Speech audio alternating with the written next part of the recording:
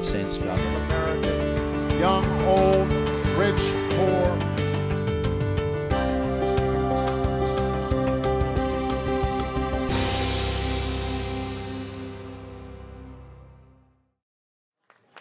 Good afternoon and welcome.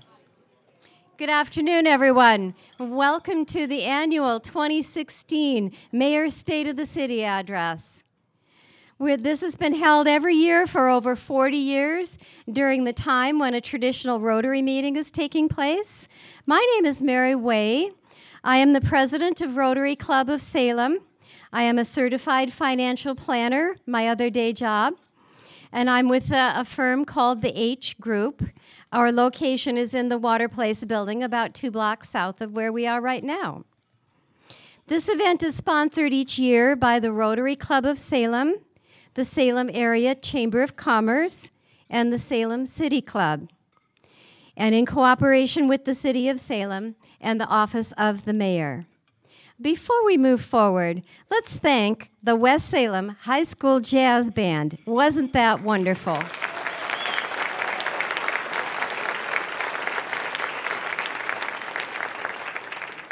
This band is directed by Jamie Hall, who is one of the top band instructors in the Pacific Northwest. We are so fortunate to have some of the top music programs in the country right here in our city of Salem. Thanks also to Carl Rashkus, retired Director of Music for Salem Kaiser School District 24J. Carl's over here, thank you. Carl organized the appearance today for the music. And now, Jamie and the band have saved one final piece, a special piece for this presentation, so I'll turn it over to Jamie. Thank you very much. This last piece is one that it's kind of an old meets new. It was made famous by Louis Armstrong in around 1927, 28, and it's got some. But the Airmen, a Note, one of the best jazz, actually in my opinion, the best jazz band going right now in the United States, performed this tune as well. It's called "Struttin' with Some Barbecue." Thanks for having us here today. We really appreciate it.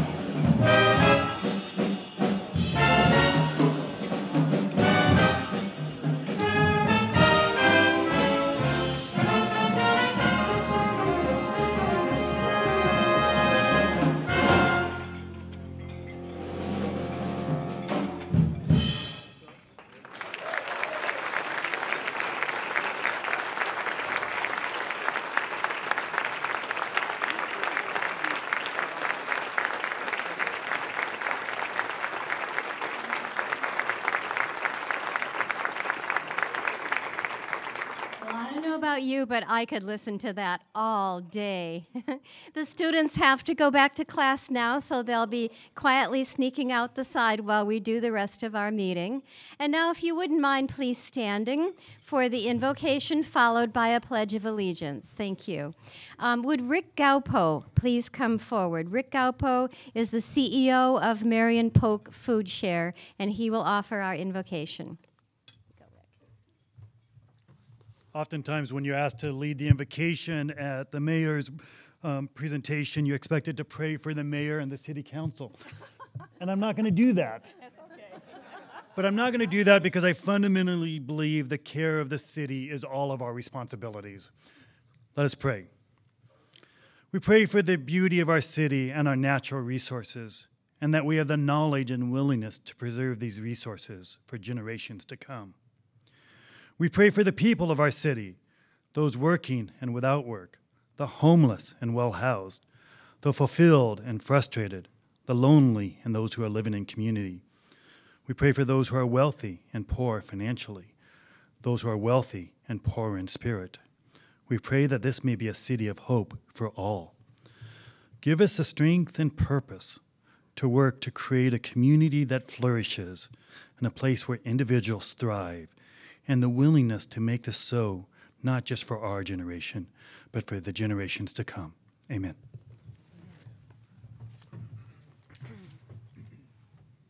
I pledge allegiance to the flag of the United States of America and to the republic for which it stands, one nation, under God, indivisible, with liberty and justice for all. Please be seated and continue to enjoy this delicious lunch. Now, if you've been attending this event every year for the last couple, you may notice that the head table seems to have gone on a diet, and there's only 4 of us up here, as opposed to a multiple number. Well, Mayor Anna decided to do it a little differently this year. Your city councilors are actually sitting amongst you this year to stimulate and promote conversation and working with the other people at the table. So let me ask those of you to stand as I call your name. The city councilors are at each different table. Councilor Chuck Bennett of Ward 1, please stand. And Councilor Tom Anderson of Ward 2. Councilor Brad Nankey of Ward 3. Councilor Steve McCoy of Ward 4. Councilor Diana Dickey of Ward 5. Councilor Daniel Benjamin of Ward 6. Councilor Warren Bednars of Ward 7. Lastly, Councilor Jim Lewis is unable to join us today. He represents Ward 8, mostly comprised of West Salem. One more round of applause for the councilors. Thank you. Please be seated. We also, at the head table, we did manage to have a couple of us up here. Brent DeHart is here, down here on the end to your left.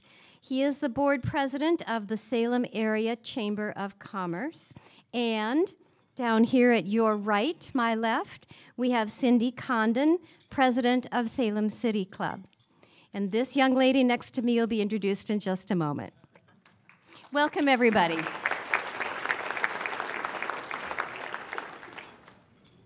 Let's now welcome Chayne Griggs to the podium to introduce the mayor. Chayne is a regional director for the Oregon Community Foundation.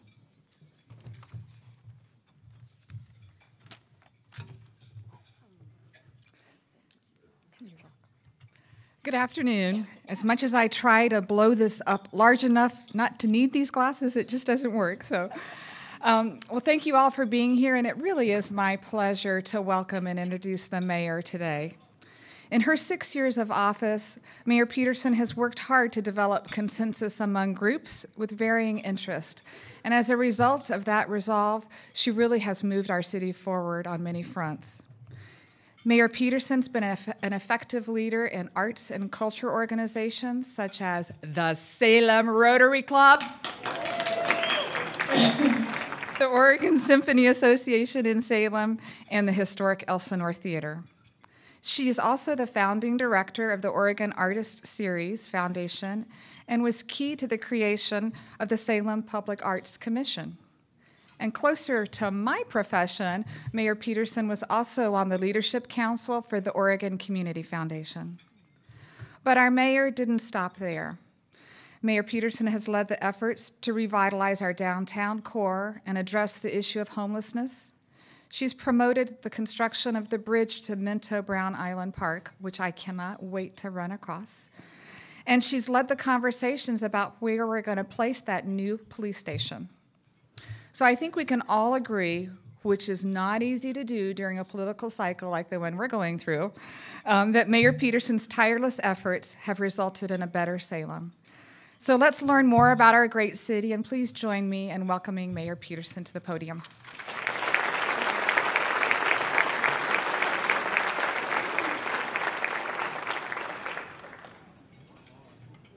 Well, good afternoon, and thank you so much for taking time to come today for this occasion. It really is heartfelt when I say thank you to the Salem Area Chamber of Commerce, to the Salem Rotary Club, and to Salem City Club. You really make this possible, and I know that it's been a lot of behind-the-scenes work by those organizations and also by city staff at City Hall, Kenna West. We can't do this without you. Thank you.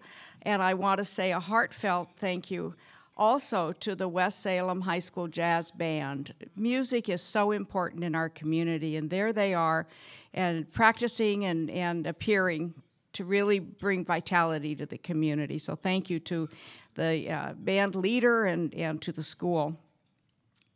The invocation by Rick Goppo and introduction by Shane Griggs is especially appreciated by me. I've known both of them for several years, and they've both worked tirelessly in this community on many projects, and they've done much to make Salem a vibrant and healthy community. You've already been introduced to the Salem City Council, so I won't repeat their names, but I will repeat something that I often say, that this council is the greatest team that you've ever seen. They come always prepared, always with their hearts and their minds in the right place. They work together. We don't always vote the same way. There's a misperception out there that we do always vote in lockstep, but they have independent minds and independent thoughts. But I want to tell you, they're such a pleasure to work with. They make being the mayor very easy. Thank you, counselors. Thank you to every one of you.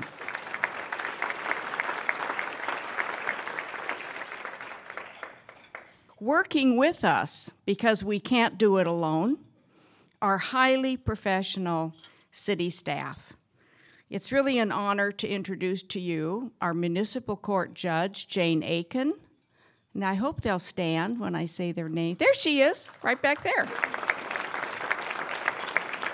City manager, Steve Powers.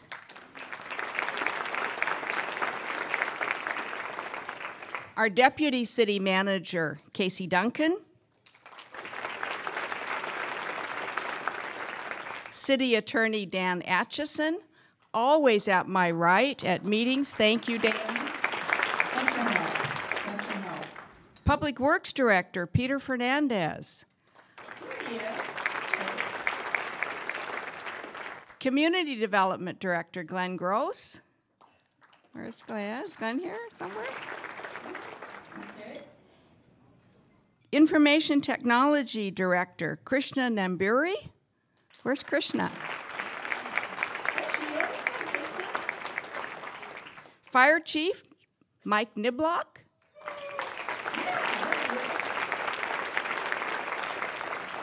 Police Chief, Jerry Moore.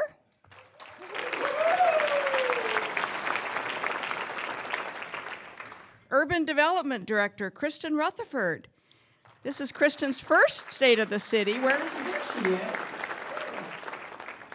And Human Resources Director, Mina Hansen. Where's Mina? There's Mina. I also want to take time and recognize city employees for their daily work and for the many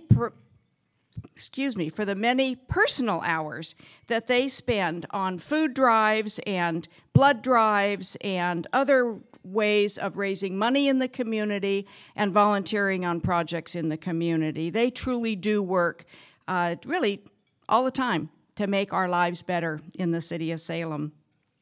The State of the City is a wonderful opportunity for us to stop and think about what we've been doing and what we're going to do. For me, it's an opportunity to remind everybody that I think this is the collaboration capital. I say we're an international city, and we're a community that moves forward on many fronts.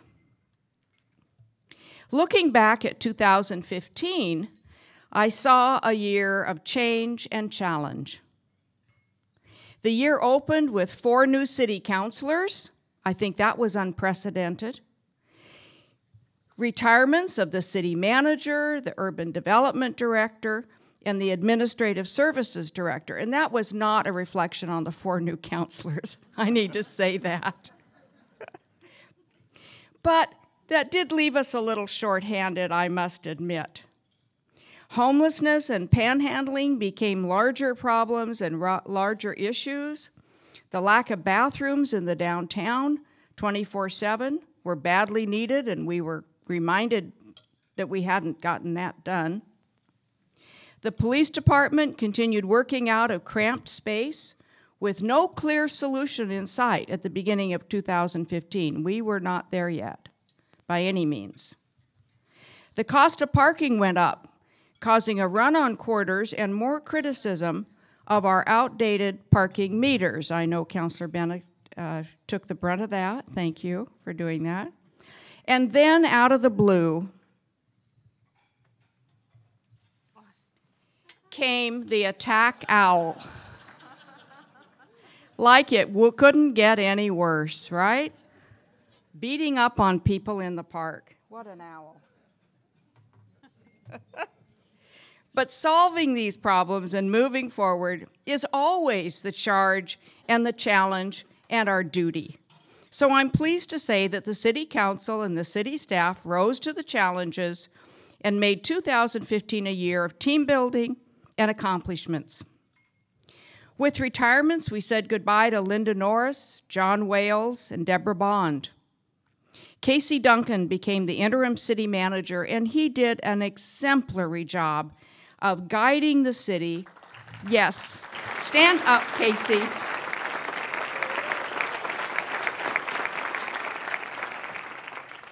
He guided our city, and he really brought that extra commitment that the staff have to roll up their sleeves and get the job done.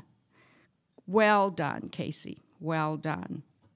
The council undertook a nationwide search for a new city manager, and we found the perfect candidate in Steve Powers. He joined us November 30th. His well-honed management skills and his commitment to community involvement prove we got it right.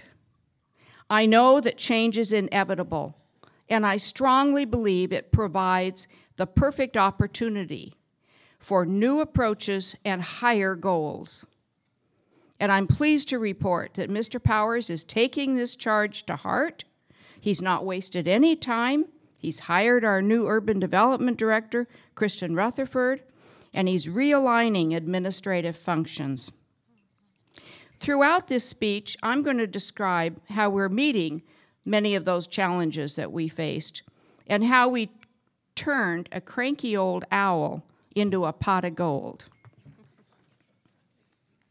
First and foremost, our progress on economic development and job creation must be discussed. Richard Pine said it perfectly in a recent Statesman Journal comment. Quote, "The best social service plan is a job." So true, Richard, so true. And so well understood by this city council and by this city. Through the Urban Development Department, working closely with SEDCOR, Business Oregon, the Salem Chamber, and our utility providers. Last year, we saw announcements and new investments from several local companies, including PES in North Gateway, Wandering Angus Cider Works, West Coast Washers, Diamond Kettle Foods, and Taylor Metals. Diamond Foods opened its 7,000 square foot Food Innovation Center. Garmin AT completed its $14 million building expansion and said they'd be adding up to 150 new employees. In the downtown, the advisory board and staff are looking to identify properties within the area that can be acquired with the $2.5 million that's available this year in urban renewal budget. And we're looking closely at more mixed-use development. In the past year, the city provided $1 million for building improvements in North Gateway and $840,000 downtown for 6 projects, which actually total in their expenses $3.3 million of investment downtown. These funds allowed businesses to fill vacant spaces and expand the work they're doing. Enhanced alleyways, 12 more residential units, and upgraded building facades will brighten downtown and attract more businesses downtown. And speaking of vitality, when the Pringle Square Apartments opened, oh my, the former Boise site has been transformed. Things have really begun to hum downtown. Hundreds of new residents began strolling, shopping, eating, and generally enjoying downtown and Riverfront Park and on to Wallace and soon on to Minto. In December, the council received the West Salem Business District Plan to help guide the funding priorities in West Salem. On either side of Wallace Road and for a new underpass under Wallace Road at 2nd Street. In the North Gateway Advisory Board, in the North Gateway Advisory area, planning is continuing for economic development opportunities and new jobs. Rolling out new financial incentives will be a big part of the change in the North Gate area. We want to attract small businesses, and we want to improve the atmosphere and also improve services for people living in that area of the city. We're looking closely at food incubator projects and a public marketplace. And new housing definitely needs to be part of the mix. Also in 2015, the City Council supported the opening of the Salem-Keizer School District's Career Technical Education Center with grant funding for equipment. The state-of-the-art facility is providing workplace training for high schoolers that are from across the district. And it's going to be a game changer, not only for the way schools provide education, but for the way the community interacts with those schools. Technical and academic subjects are blended in a work environment that's just like that at for-profit businesses outside the door and around the community. So these students are going to become much better equipped to enter the workforce and much better equipped to join the economic engine that is occurring in Salem and across our region. I really compliment the Career Technical Education Center founders and those who are working there every day. We are blessed to have a new, exciting venture like that right in our community. Yes, let's give them a hand. You know, actually, we're so fortunate because we have several educational institutions that help make our community ready for the years ahead. Our high schools, Chemeketa Community College, Corbin, Western Oregon, Willamette, just to name a few, provide education and collaborative projects in government and business. Could the city do more? Yes, I think we could have greater collaboration with our schools, and I look forward to that. And I think you're going to begin hearing about how we might move in that direction and how businesses also might begin linking more with the educational institutions so that we can foster practicums and internships and special projects and really bring students into the workplace and into government.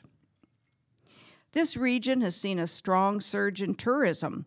TOT revenue increased by 20% for a total of $3.4 million last year. And the Salem Convention Center, this fabulous facility, celebrated their 10-year anniversary, and they received the Best of the Best award for Meetings and Events magazine in 2015. You know, a true indicator of economic health are the number of permits received by the by the Community Development Department. And last year was a busy one indeed.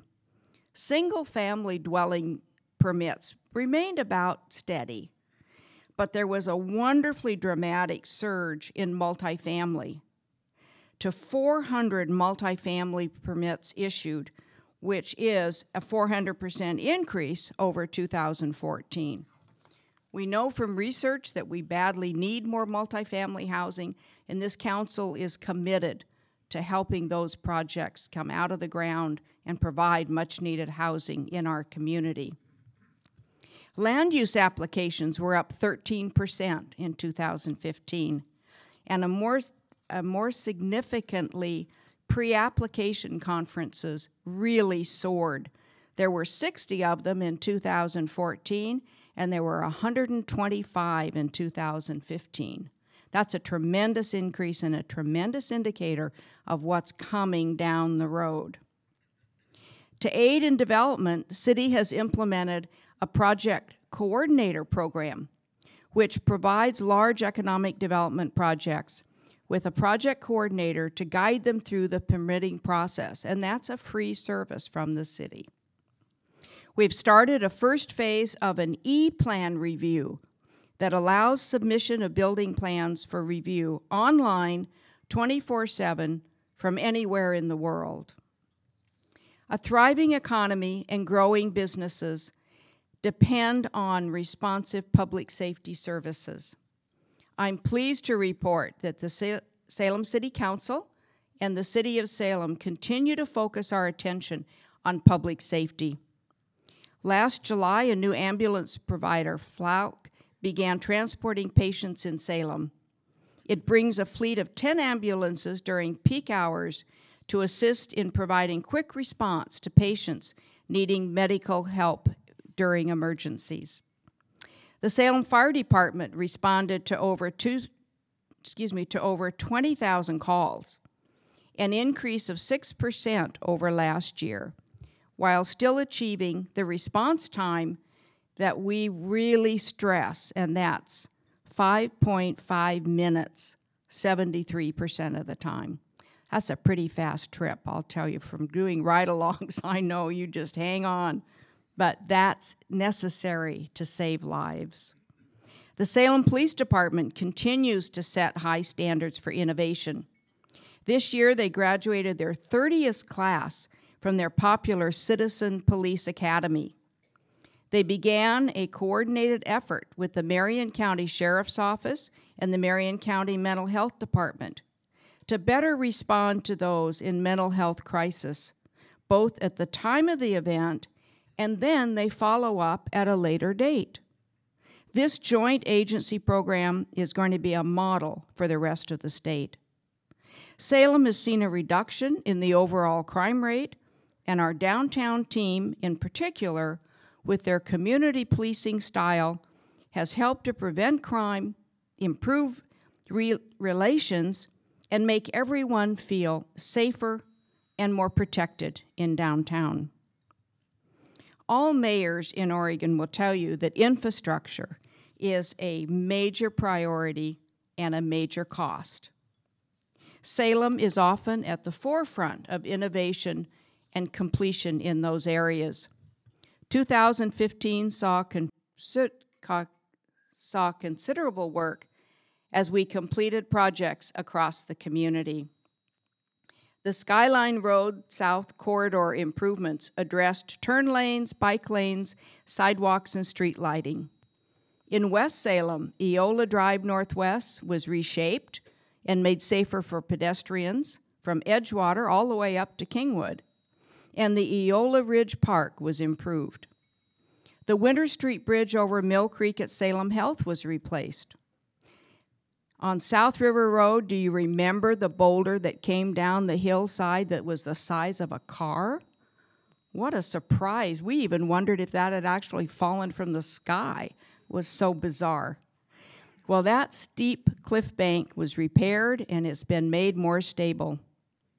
Bicycle and pedestrian improvements at intersections on 17th and 13th Streets Northeast are making those heavily traveled routes safer. But safety for pedestrians and bikers continues to be a major concern. And I'm sorry to say that this last year, we've seen a rise in the number of pedestrian deaths. It's absolutely appalling. Council received a report from the police department detailing the causes, but we must take action now. I propose a community-wide education and action plan to stop these tragic deaths. It will take a combination of traffic management, driver, pedestrian, and bicyclist attention, but I'm convinced that as a community, we can meet this challenge. Beyond the physical aspects of the City of Salem infrastructure, the city is at the heart of a virtual infrastructure that links people across the community with one another. This vital web of connections builds our mental, physical, and emotional health and brings vitality and optimism to our lives. Accomplishments of the past year tell a great story and reflect just how well our community is doing. The Salem Public Library continues to be a meeting place of choice. The children's area was remodeled. We added Sunday hours last summer. We had the most reading participants ever last summer. We circulated 1.2 million items all year long, and we added 11,086 new library card holders, including Governor Kate Brown and First Gentleman Dan Little. The highly successful Thousand Souls Community Shoe Drive, which is done by high school students in the community, has raised more than $6,200, and they've collected more than 5,500 pair of new and gently used shoes. These are going to be distributed, and they have been distributed, to children and teens across the community who otherwise simply would not have the shoes that they need. On the international front, our Cowgoy Sister City Accord was re-inked in a ceremony during a festival in Cowgoy, and our councilor Brad Nanke and interim city manager Casey Duncan attended. The Korean Sister City Group is getting revitalized, and they're going to have actually a booth this year at the World Beat Festival. I'm very excited about that. The Mayor's International Council, and I'm looking over at that table because many of them are there and at some other tables nearby. They continue to bring together representatives from across our diverse community. Plans are underway for a multicultural potluck and a lecture series. And another group is working to reestablish the sister city relationship that was inked 50 years ago between Salem, Oregon, and Salem, India. Neighborhood associations are another active area. Residents worked with city staff to finalize the first joint neighborhood plans for the Northeast Neighbors and Southeast Salem Neighborhood Association. Others worked to create the Heritage Neighborhood Program and designated Grant Neighborhood as the first one which promotes and celebrates the rich history of that charming neighborhood. Planning and department staff also implemented same-day permitting for minor interior alterations. I'm pretty sure that's on historic structures, but we'll have to check that out. We continue to see vibrant, engaged community as we move forward on redevelopment on the North Campus of the State Hospital, working closely with Northeast Salem Neighborhood Association, the State Department of Administrative Services, and Salem's legislative delegation. We continue to support redevelopment on this very important 44-acre site in our urban core. Parks are loved by Salem residents as people of all ages in all parts of town enjoy them year-round. In 2015-16, we'll be planting 1,687 trees and 1,500 native shrubs in city parks, in right-of-ways, and along the streams to increase the city tree canopy and provide shade for the streams. With the help of the Salem Parks Advisory Board, the Minto Island Park Plan was finalized, and staff and contractors are working on the trails and the wayfinding signs at Minto. Last year at the State of the City, I asked you to join us for the groundbreaking on the Peter Courtney Minto Island Bridge. This year, I'm happy to announce that the installation of the rib arches that will frame the bridge structure are expected to arrive in April, and we're still on track for completion in late fall. Speaking of parks, that pesky owl turned out to be a media sensation that went viral. Calls and emails came from around the world. The television show actually produced the graphic that I held up earlier, and sales of that sign raised over $10,000 for the Parks Foundation. Talk about a bird in the hand. Sometimes you just can't tell what's going to happen. Volunteers are at the forefront of every aspect of city life. They serve on 19 advisory commissions and boards. Nearly 200 people from neighborhood associations, businesses, and social services contribute advice and guidance to the City Council. The Adopt a Street, National Night Out, and Community Gardens are just a few of the examples of the way that this virtual network, this virtual infrastructure of people in our community make life better. Friends and foundations have multiplied, bringing hours and money to special projects and facilities at the fire department, the police department, the library, the parks, and the Center 50+. This outpouring of community support is making our community safer and more vibrant. The Fire Foundation's purchase of over 100 AED units for police cars and for businesses, coupled with an extensive training program for students, will definitely save lives. The Police Foundation provided a running program for youth and cameras for 2 canine units. Now, Chief, do they take selfies? The Center 50+ friends provided 65,000 hours of service and partnered with Marion Polk Food Share to serve hot meals to seniors at the center and in their homes.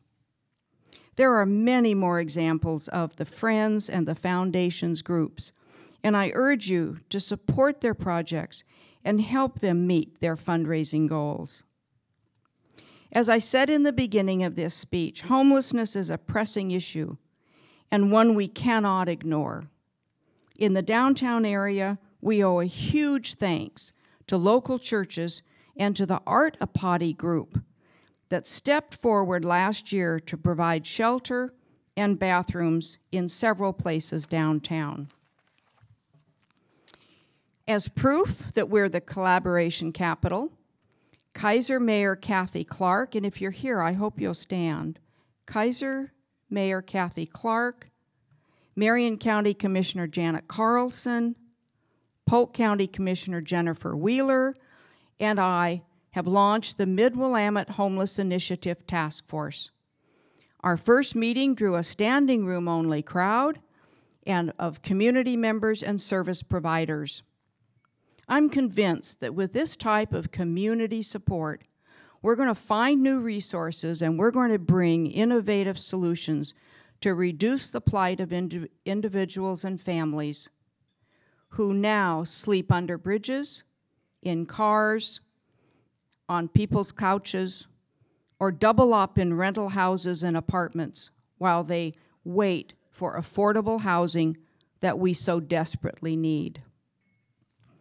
In wrapping up, I need to look into the future and at two vitally important matters.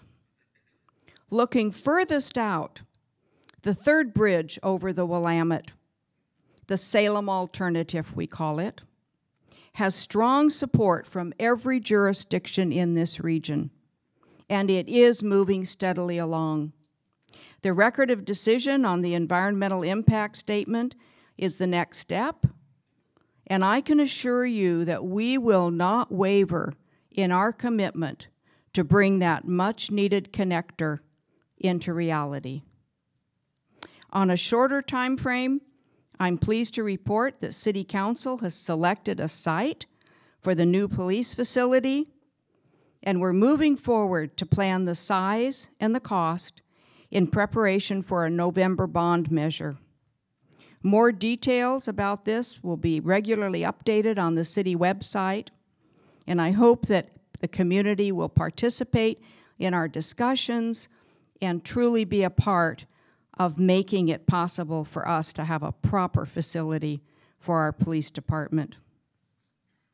From a year of change and challenge, I believe that our city council, the city management, and staff, and that this community are pulling together as a team, and that 2016 and beyond will bring even greater news for the next State of the City speech. Thank you for being here today. You're an important, important part of the virtual infrastructure of our community. Thank you.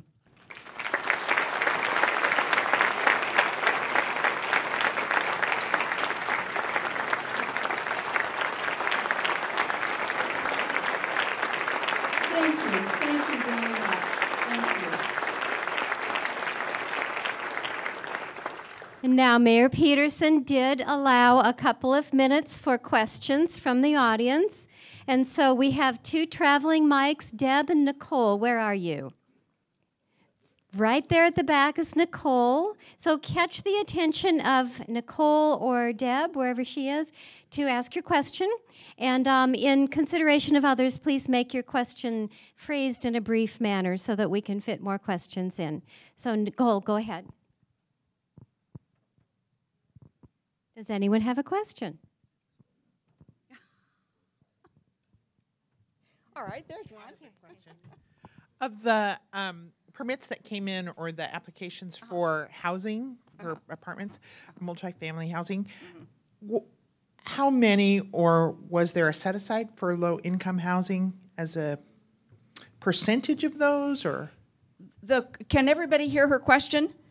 Okay, so in the city of Salem, currently, we don't have a process that requires a set-aside of a certain percentage or number of units when new construction begins. I know that that's something that many communities across the nation have been looking at, and as part of our task force for homeless initiative, we're going to be looking at the kinds of programs that are successful in other communities and looking at ways that we might be able to provide some incentives and truly bring a more affordable stock of living facilities across the community.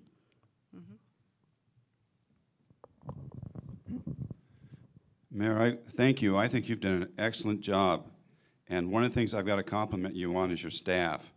In the last 6 months or so that I've worked with them, they're absolutely perfect. And you know one of my issues is the neighborhood association. And you mentioned that maybe the site has been selected. And how will the neighborhood association be involved in that decision? You're talking about the site for the new police facility? Yeah. Right. The neighborhood association and associations in that area have very much been a part of the discussions. Can Do, the downtown area neighborhood association, strongly supported the selection of the O'Brien site. And I know that in the Grant Neighborhood Association, there's been a lot of discussion. I don't remember, maybe I'm looking at Councilor Bennett because that's his area. Did they take a formal stand to support that selected site? Okay. Okay. Okay. And SCAN and, okay, so SCAN and Northeast Neighbors have have supported that site, and then we haven't heard back yet from Grant, but we will be out and have been out talking with neighborhood associations. The counselors, I want to say that our city councilors do a great job of going out to the neighborhood associations meetings every month and trying to carry as much information as we can. It's a community decision. It's going to take a community to build that facility, but first it's got to take a community to get behind it, to support it, to agree on the site, to agree on the size, and go forward and get it done.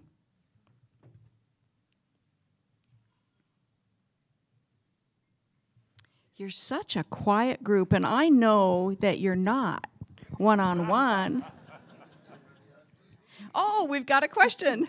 Mayor Peterson, I'd like to thank you for your leadership for the last 6 years. And would you mind sharing with us what your plans are for the next couple of years once you step into a quieter, less visible role? You're really putting me on the spot. You know, somebody asked me that. A lot of people are asking me that. And the first time someone asked me that, I honestly looked at them, honestly. And I said, I have so much on my list of what I want to get done this year. I may be dead next year. I hope not. But I'm really not taking a lot of time right now to worry about the future. This is a huge year for us. And so that's what I'm focusing on. You remind me, though, and shame on me, I wanted at the beginning to introduce my husband because he definitely is so supportive of everything I do. My husband is former Chief Justice of the Supreme Court, Edwin Peterson, and he's sitting right over here.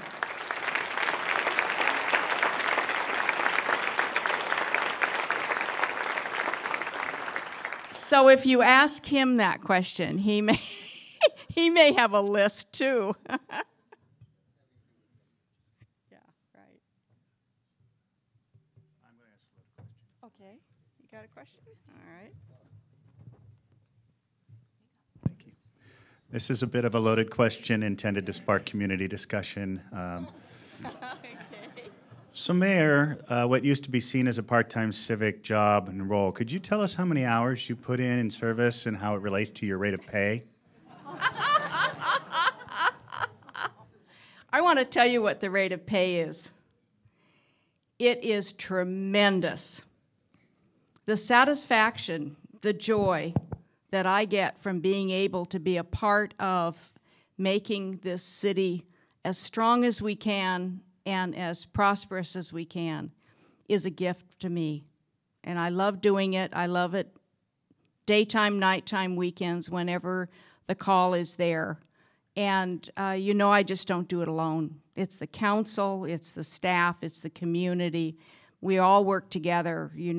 Team building for me is crucial, and this is a community of collaboration. It takes a lot of time, and that is truly a concern because it may limit who might want to run for mayor, because the person will need to have the time and the energy and the availability to truly be out in the community as well as being in the office. So there are long days, 10 hours, 12 hours, 15-hour days sometimes. But then I take days off too, so it's okay.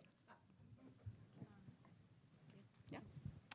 Mayor Peterson, thank you for all that you do for our community.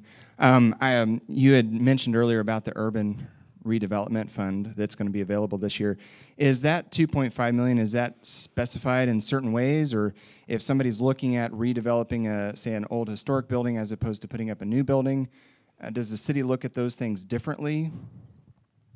Well, we have a variety of grants and loans that are available that $2.5 million and other monies will fund. That $2.5 million right now is being looked at as the amount of money that would be available to buy a piece of property that may be blighted, may be just sitting vacant, and then bringing along investors then who would be able to purchase that property and develop or redevelop it. As far as historic properties versus new development, the Urban Development Department staff could certainly walk you through a lot of the different opportunities that are there for both. Mm-hmm.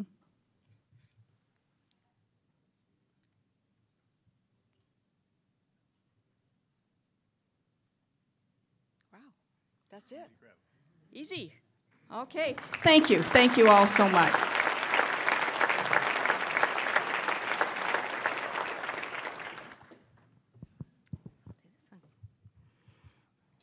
Mayor Peterson, thank you so much for all of your hard work on behalf of our community. On